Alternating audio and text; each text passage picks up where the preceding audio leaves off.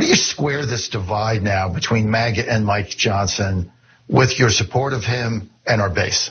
Well, look, we have a majority of one.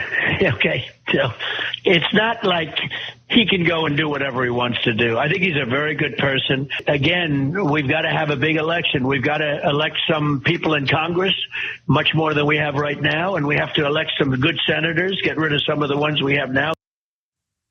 Okay, well, that was a spicy bit at the end. We need to get rid of some of the senators we have now. But if you set that aside, that briefly sounded responsible, understanding, nuanced, maybe.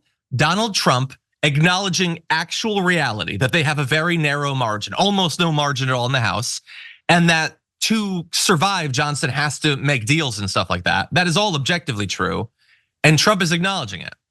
Now, he's not coming out and saying 100% it has to be Johnson. Do not oppose Johnson. I will oppose you if you oppose Mike Johnson. He's not doing anything like that.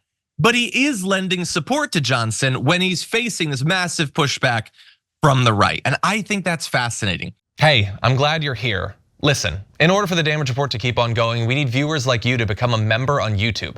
Can you click the join button on YouTube today? Thank you. Now, I would not get too excited if I was Mike Johnson, because Trump's support for him really seems to swing depending on the day. You know, back when they were in Mar-a-Lago together just a couple of weeks ago, Trump was super in favor of Mike Johnson. And today, he's very much in favor of Mike Johnson. But along the way, you might remember this little incident.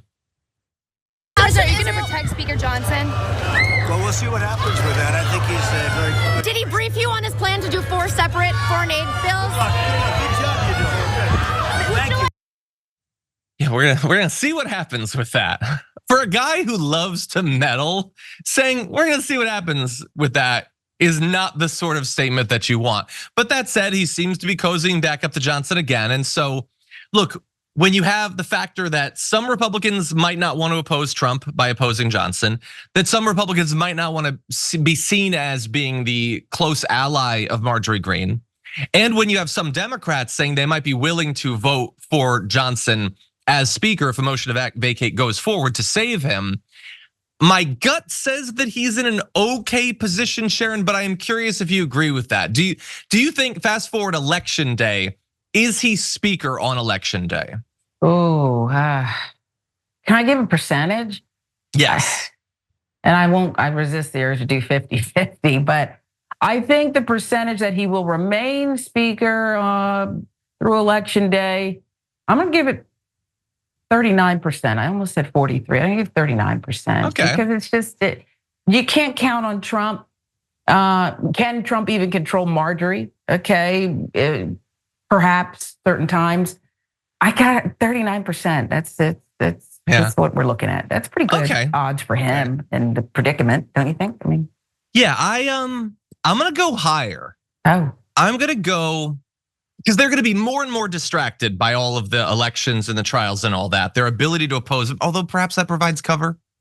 I'm gonna say 70% chance. Oh, wow. He makes it through, but only because some Democrats save him. I think that's what I would say.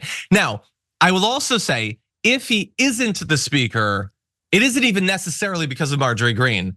It might be because they literally might lose the majority. Like, there could be more resignations, premature resignations, and maybe that ends with him actually prematurely resigning, but we will have to see. In any event, just every time I think that this drama is over and they're gonna go back to just doing other terrible stuff, they double and triple and quadruple down. I think it's fascinating.